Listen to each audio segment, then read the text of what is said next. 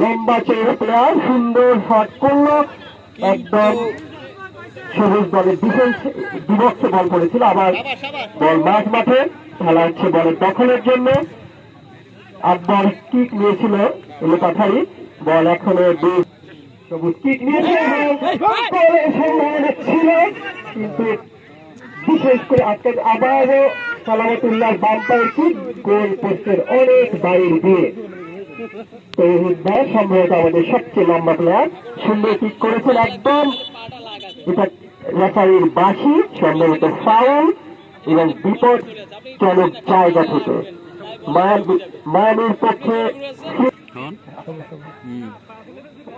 কিছুক্ষণ আগে একই জায়গা থেকে দুর্বল পেয়েছিল, কিছু করতে পারেনি। এবার মায়ামি তার সুন্দর দিক করে কিন্তু প্রাচীরে আটকে দিয়েছে, সুন্দর ডিফেন্স।